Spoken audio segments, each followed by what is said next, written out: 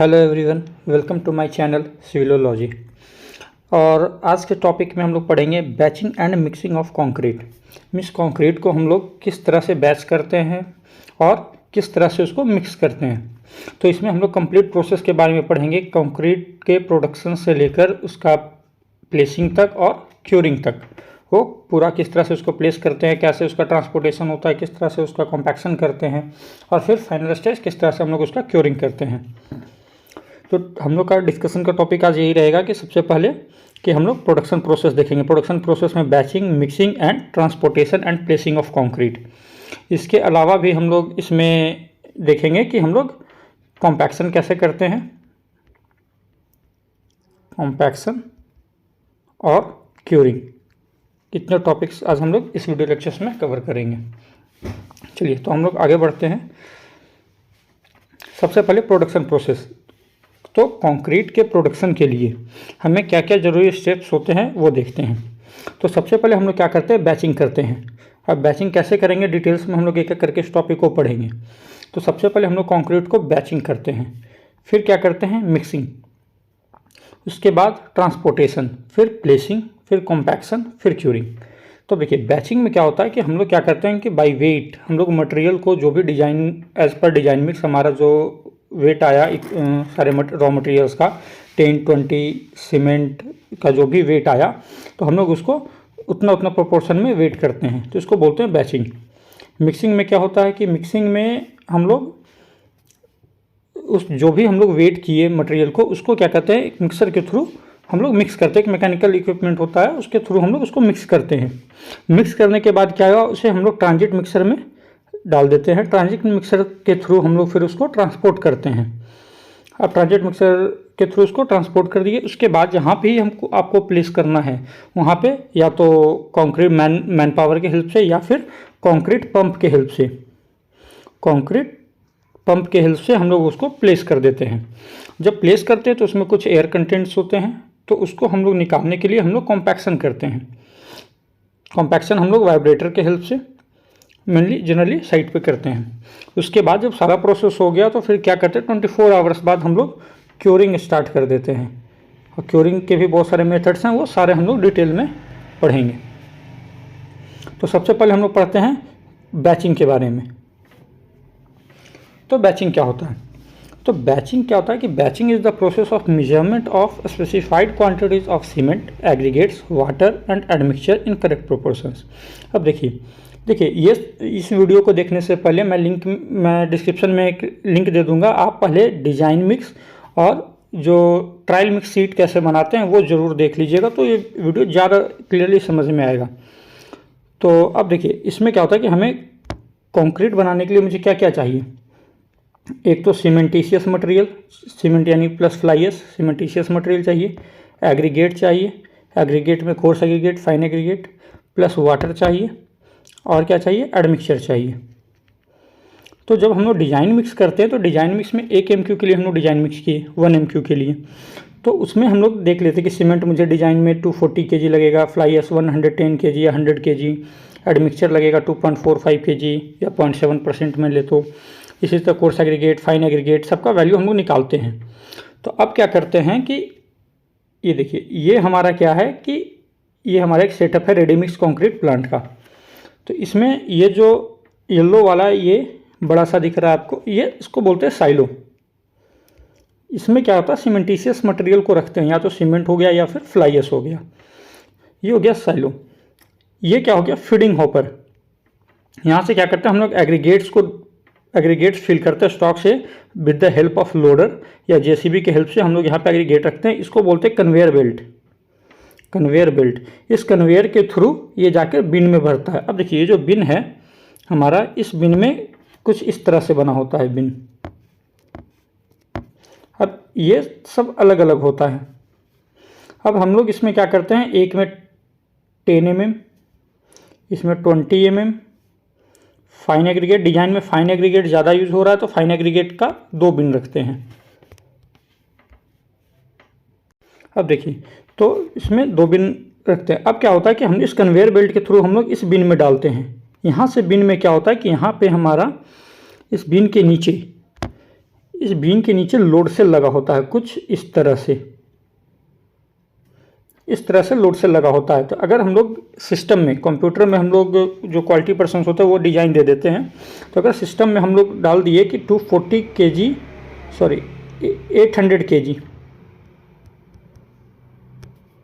800 kg मुझे coarse sand लेना है, तो ये क्या होगा कि इसका गेट, जो बिन है इसका गेट ऑटोमेटिक खुलेगा और वो लोड सेल क्या करता है, वेट करता है जो भी मटेरियल गिर रहा है। तो जैसे ही 800 kg हो जाएगा मेरा कोर्स सैंड, तो ये लोड सेल को से वेट होता रहता है। जैसे ही पता चलेगा कि 800 kg हो गया, वो गेट ऑटोमेटिकली क्लोज हो जाएगा और वो 800 kg ही लेगा।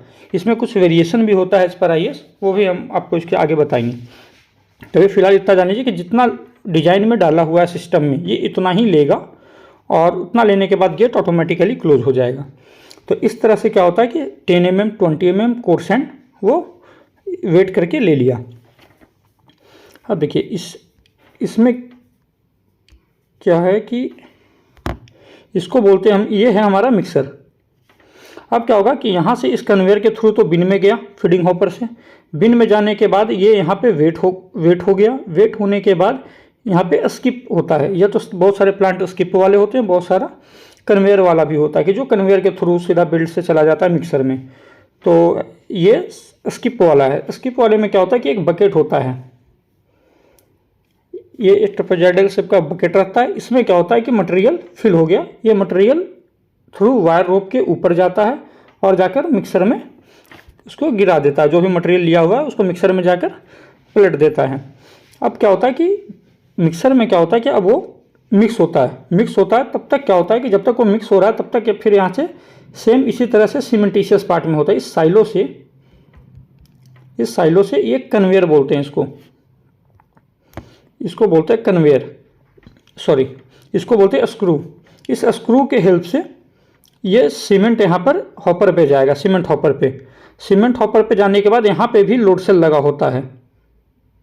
ये लोड सेल यहाँ भी लगा होता है, यहाँ भी सीमेंट का वेट होता है। वेट होने के बाद जो भी हमें रिक्वायर्ड है वो मिक्सर में चला जाता है। फिर यहाँ पे इसमें फिगर में दिख नहीं रहा, फिर एक एडमिक्सचर जार होता है। इस एडमिक्सचर जार में इसी तरह एक पाइप के थ्रू एडमिक्सचर जाता है और एक तरफ से पानी जाता है। फिर सारा मटेरियल मिक्स होने के बाद वो चला जाता है इस ट्रांजिट मिक्सर में, इसको बोलते हैं TM, ट्रांजिट मिक्सर।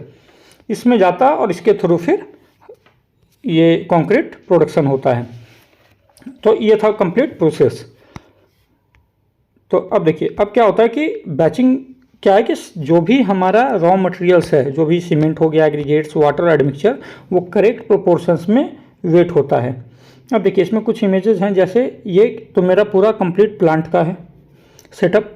ये है साइलो, डिफरेंट सीमेंटिशियस मटेरियल के, जैसे OPC 53 के लिए अलग, 43 के लिए अलग, PPC के लिए अलग, फ्लाईएस के लिए अलग, और अगर आप GGBS यूज़ कर रहे हैं तो उसके लिए अलग। तो ये अलग अलग साइलोज होते हैं। ये है एडमिक्सचर जार। इसमें क्या होता है कि एडमिक्सचर हम लोग फिल करते हैं, इसमें भी लोड सेल लगा होता है। ये उतना जितना मुझे रिक्वायर्ड क्वांटिटी चाहिए उतना ही एडमिक्सचर जाएगा पाइप के थ्रू। और ये हमारा बिन, है। इसमें देखिए जैसे 10 mm का ये हो गया, 20 और कोर्स सैंड का ये है, 20 mm का ये हो गया। कोर्स सैंड अगर ज़्यादा यूज़ हो, जो भी मटेरियल ज़्यादा यूज़ हो रहा है तो आप उसका डबल बिन कर सकते हैं। नहीं तो अगर 40 mm यूज़ हो रहा है तो आप 40 mm में फिल कर सकते हैं। तो ये था बैचिंग। अब देखिए, अब ये तो मशीनरी है, तो अगर आप डिज़ाइन में जितना डाल रहे हैं, फीड कर रहे हैं, तो ये उतना ही नहीं लेगा, ये ज़्यादा कम हो सकता है, कुछ वेरिएशन आ सकते हैं इसके क्वांटिटी में। तो कितना टॉलरेंस अलाउड है ये IS 4925 में दिया हुआ है। अगर कोई भी सीमेंटिशियस मटेरियल है, सीमेंट एंड अदर सीमेंटिशियस मटेरियल है, तो उसमें ±1% टॉलरेंस दिया हुआ है। वाटर के केस में भी ±1% दिया हुआ है। एग्रीगेट्स के केस में ±2% दिया हुआ है। एडमिक्सचर के केस में एडमिक्सचर्स के केस में ±3% दिया हुआ है। ठीक है, मीन्स कि अगर आप जितना ले रहे हैं उसमें ये टॉलरेंस लिमिट आपका अलाउड है कि इतना टॉलरेंस उसमें आ सकता है। शायद IS 4926 में कुछ चेंजेस भी किए गए हैं इसमें टॉलरेंस लिमिट में, एक बार आप उसे देख लीजिएगा। अब आगे बढ़ते हैं। अब देखिए मिक्सिंग में क्या है कि अब हम लोग बैचिंग के लिए सारे कुछ को हम लोग वेट कर लिए, जो भी मटेरियल हमें चाहिए था रिक्वायर्ड क्वांटिटी में, उसको हम लोग वेट करके मिक्सर में पहुंचा दिए। अब काम शुरू होता है मिक्सर का कि मिक्सिंग कैसे करते हो। तो देखिए मिक्सर में क्या है, ये जो दिया हुआ है ये ट्विन शाफ्ट है, इसको बोलते हैं शाफ्ट। ये 2 शाफ्ट लगे हुए हैं, इसमें कुछ आर्म्स हैं ये, और ये शोवेल लगे हुए हैं। अब इनका काम क्या है कि जब कंक्रीट इसमें गिरता तो ये मूव करते हैं, और मूव करने के बाद अच्छे से इसमें यूनिफॉर्म मिक्सिंग होता है। मिक्सिंग में क्या है कि अब देखिए मिक्सिंग क्या होता है, mixing is essential for uniform quality of concrete. अगर आपको मिक्सिंग क्या करता है, मिक्सिंग करना इसलिए ज़रूरी है ताकि जो कंक्रीट है वो पूरी तरह से यूनिफॉर्मली मिक्स हो जाए। सेकेंडली, साइक्लिक और batch mixers, continuous mixers, pan mixers, it is use for mixing of concrete. देखिए ये जो मिक्सर है ये भी डिफरेंट टाइप्स के होते हैं। ये जो है ये है बैच मिक्सर्स, बैच मिक्सर्स है। अब कुछ होते हैं पैन मिक्सर्स। पैन मिक्सर्स में क्या होता है, ये होता है यहाँ पे एक बीच वैसे रहेगा, और यहाँ पे कुछ, और यहाँ से क्या है कि कुछ इस तरह से ब्लेड लगे रहेंगे जो कि मिक्स करते हैं कंक्रीट को, तो इसको बोलते हैं हम लोग पैन मिक्सर्स। और यहाँ पे जो भी आपको इमेज में दिख रहा है इसको, ये है मेरा बैच मिक्सर्स, इसको कंटिन्यूअस मिक्सर्स भी बोलते हैं, जिसमें कंटिन्यू मिक्सिंग होते रहता है। अब देखिए 452 IS 456 2000 के गाइडलाइंस में ये दिया हुआ है कि ओवरऑल मिक्सिंग जो मिनिमम मिक्सिंग टाइम है वो 2 सेकेंड होना चाहिए। IS 4925 में भी दिया हुआ है, वो डिफरेंट बैच साइज के लिए दिया हुआ है, जैसे 0.75 के लिए कितना से कितने के बीच में वैरी होना चाहिए वो भी दिया हुआ है। लेकिन IS 456 में क्या हुआ है कि सीधा सीधी वो दे रखा है कि मिनिमम 2 सेकेंड होना चाहिए। अब देखिए जब मिक्सिंग होता है कंक्रीट का तो इसको समझते हैं।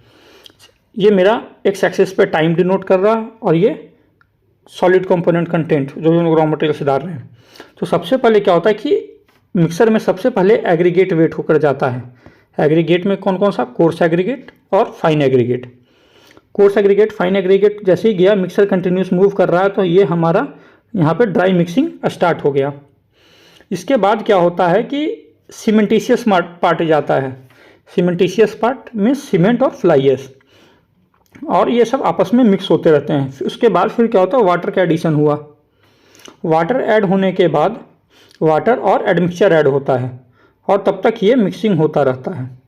तो यहाँ से जो ड्राई मिक्सिंग हुआ और जो वेट मिक्सिंग हुआ, इसको हम लोग बोलते हैं, ये जो पीरियड होता है इसको बोलते हैं हम लोग लोडिंग पीरियड। अब जब सब कुछ इसमें मिक्स हो गया तो अब जो मिक्सिंग होता है वो यूनिफॉर्मिटी के लिए होता है, ताकि कंक्रीट जो हो वो पूरी तरह से यूनिफॉर्म मिक्सिंग हो जाए। Means aggregate part, cementitious part, aggregate parts, admixture और वाटर, ये अच्छे से इसमें मिक्स हो जाए। तो इस पीरियड को हम लोग बोलते हैं मिक्सिंग पीरियड। फिर क्या होता है, डिस्चार्ज पीरियड। अब क्या होता है, जब वो मिक्स हो जाता है तो फिर हम लोग धीरे धीरे उसको गेट ओपन कर देते हैं, और उसके बाद धीरे धीरे कंक्रीट ट्रांजिट मिक्सर के इस तरह से हॉपर लगा होता है ट्रांजिट मिक्सर में, तो इसमें ये जाकर इस हॉपर में जाकर वो गिर जाता है कंक्रीट। तो ये था हमारा, और ये जो टोटल टाइम इसको बोलते हैं डिस्चार्ज पीरियड, और इसको जो बोलते हैं इसको बोलते हैं टोटल मिक्सिंग टाइम। ये जो टोटल टाइम लगा यहाँ से loading period plus mixing period plus discharge period, इसको हम लोग बोलते हैं एक बैच का टोटल मिक्सिंग टाइम। अब देखिए अब क्या हो गया कि वो अब जो कंक्रीट हम लोग किए थे इस हॉपर में के थ्रू इस टीएम में फीड हो गया। अब ये जो आप लोग ये जो देख रहे हैं यहाँ पे ये व्हीकल को, इसको हम लोग बोलते हैं ट्रांजिट मिक्सर। ट्रांजिट मिक्सर बोलते हैं इसको। अब ये इसका काम क्या है, तो जो भी concrete produced from a mixer is required to be transported to the forms of placing. जो भी कंक्रीट हम लोग मिक्सर से प्रोड्यूस किए हैं इसको हम लोग क्या करते हैं कि जहाँ पे हमें ज़रूरत है वहाँ पे इसको प्लेस करना होगा, और ये होता है इस ट्रांजिट मिक्सर के हेल्प से।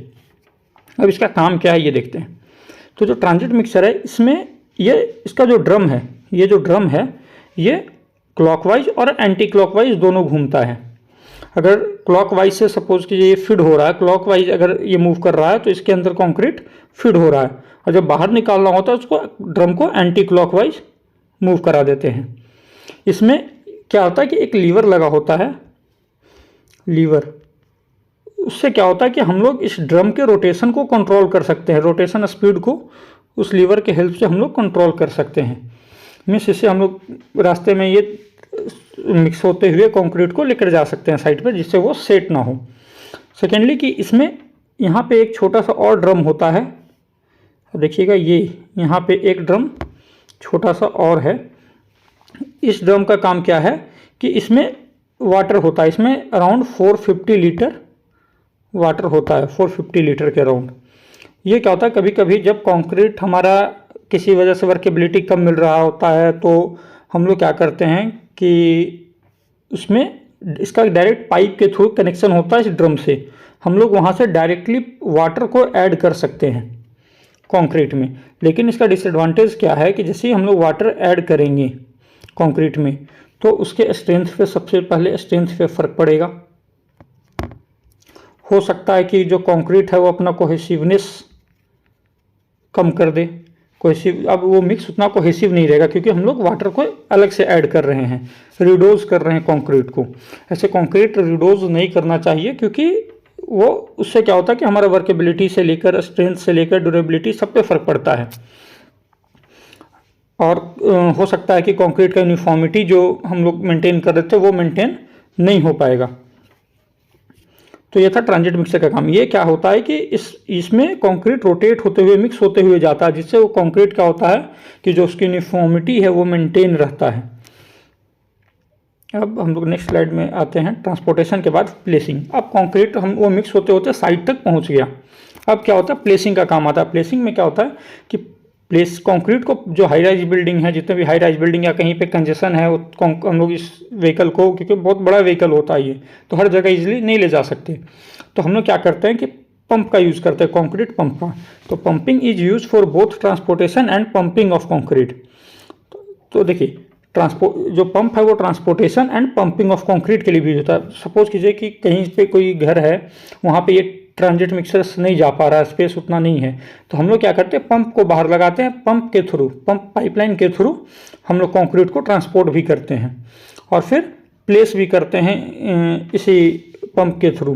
क्या होता है कि छत पे ले जाना है, वर्टिकल सेक्शन में ले जाना है या कहीं भी ले जाना है, तो हम लोग हॉरिजॉन्टल और वर्टिकल पाइपलाइन जोड़कर उसको डायरेक्ट वहाँ पे ले जाते हैं। जैसे कि मैंने बताया, it can place concrete in congested sites with little access. जहाँ पे एक्सेस कम हो वहाँ भी हम लोग इसको प्लेस कर सकते हैं। अब देखिए, pumping rates ranges up to 75 MQ per hour और मोर। अब देखिए, टेक्नोलॉजी इतना एडवांस हो गई कि अब हम लोग 1 घंटे में 75 क्यूबिक मीटर कंक्रीट, जो कि बहुत होता है, 75 क्यूबिक मीटर कंक्रीट को हम लोग 1 घंटे में पंप कर सकते हैं।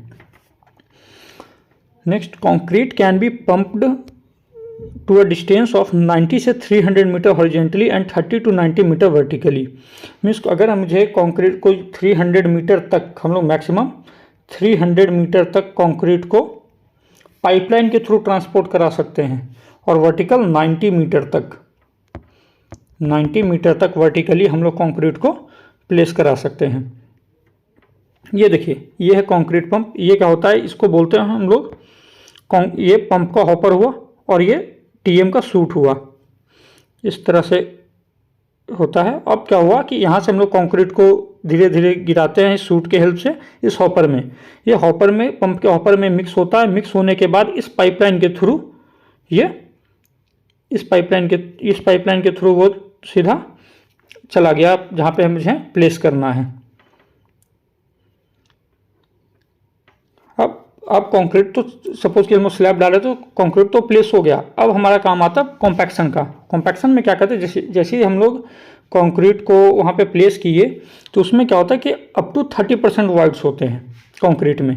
तो जब वाइड्स होंगे तो ना उतना कॉम्पैक्टेड नहीं हो पाएगा, तो कॉम्पैक्ट नहीं होगा तो उसको उतना स्ट्रेंथ नहीं आएगा और उसमें जो इंट्रैप्ड एयर हैं वो बाहर नहीं निकल पाएंगे। तो अब क्या करते हैं कि हम लोग इसको कॉम्पैक्शन करते हैं, किस चीज़ से, वाइब्रेशन के हेल्प से, ताकि उसका जो इंट्रैप्ड एयर है वो बाहर हो जाए और कंक्रीट थोड़ा डेंस हो जाए, डेंसिफाई करने के लिए कंक्रीट को। अब क्या कि जो भी हम लोग जब वाइब्रेशन करते हैं तो हम लोग बहुत सारे वाइब्रेटर होते हैं जिसका यूज़ करते हैं, जैसे internal vibrator, form vibrator, surface vibrator और वाइब्रेटिंग टेबल्स भी होते हैं।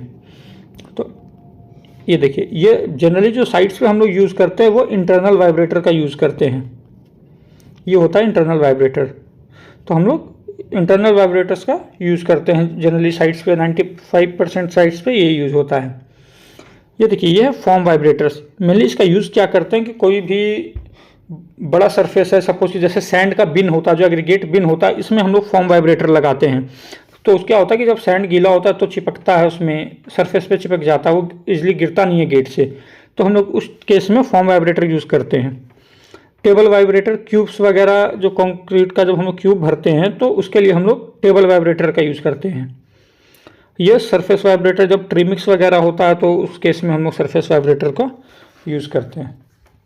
ठीक है, ये था कॉम्पैक्शन में कंक्रीट वाइब्रेटर के थ्रू करते हैं, और ये था टाइप्स ऑफ वाइब्रेटर।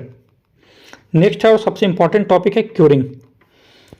तो क्यूरिंग क्यों जरूरी है किसी भी स्ट्रक्चर के लिए? देखिए, curing is the process of controlling moisture loss from concrete that has already been placed.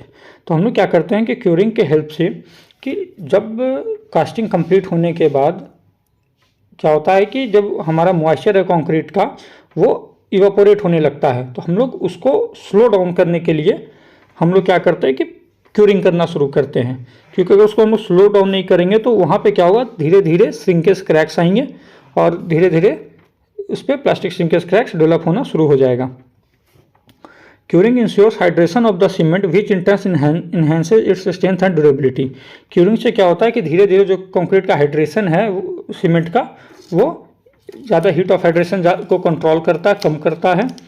तो जिससे क्या होता है कि हमारा जो स्ट्रेंथ और ड्यूरेबिलिटी है वो मेंटेन रहता है। It delays drying shrinkage until the concrete is strong enough to resist shrinkage crack. ये क्या करता है कि जो श्रिंकेज क्रैक है उसको तब तक थोड़ा स्लो डाउन करता है, उसको डिले कर देता है। उसके बाद जब कंक्रीट में थोड़ा स्ट्रेंथ आ जाता है तो फिर वो रेसिस्ट कर लेता है श्रिंकेज क्रैक को। Next, properly cured concrete has better surface hardness and can be better withstand surface wear and abrasion. जब कंक्रीट को हम लोग अच्छे से क्योर्ड करेंगे तो वो क्या होगा, उसका सरफेस ज़्यादा हार्ड होगा, फिर उसमें क्या होगा, एब्रेशन का प्रॉब्लम जो होता है, डस्टिंग का प्रॉब्लम, ये सब नहीं रहेगा। वो अच्छे से सरफेस वियरिंग करेगा, डस्टिंग वस्टिंग का प्रॉब्लम फिर उसमें नहीं आएगा। अब देखिए, क्यूरिंग का भी बहुत सारे मेथड होता है। सबसे पहले जो मेथड है और सबसे बढ़िया जो मेथड है वो है पॉन्ड क्यूरिंग। पॉन्ड क्यूरिंग सबसे बेस्ट है स्लैब के लिए। वेट क्यूरिंग वर्टिकल सेक्शन के लिए, जैसे कॉलम हो गया, वॉल्स हो गया, उसके लिए वेट क्यूरिंग। इसमें क्या होता है कि हजन क्लॉथ का बैग्स को उसमें चारों तरफ से बांध देते हैं, फिर उसको क्यूरिंग करते हैं ताकि वो लंबे टाइम तक मॉइस्ट रहे। थर्ड है फिर स्प्रिंकल क्यूरिंग। स्प्रिंकल क्यूरिंग में क्या करते हैं हम लोग, सिंपल टाइम टू टाइम उसमें स्लैब पे एक स्प्रिंकलर लगा देते हैं, उसको कनेक्ट कर देते तो धीरे धीरे धीरे धीरे पूरे छत पे वाटर को स्प्रिंकल करते हैं ताकि जो सरफेस है वो मॉइस्ट बना रहे। फिर है एक मेम्ब्रेन क्यूरिंग। ये काफ़ी एडवांस क्यूरिंग है। इसमें क्या करते हैं, एक मेम्ब्रेन लेयर ऊपर से स्लैब के ऊपर हम लोग लगा देते हैं। तो ये था मेथड्स ऑफ क्यूरिंग। तो आज का हमारा जो टॉपिक था production, batching and mixing of concrete, वो कंप्लीट होता है। Thanks for watching my channel civil logic. Please इसको लाइक और सब्सक्राइब कर दीजिएगा। Thank you so much.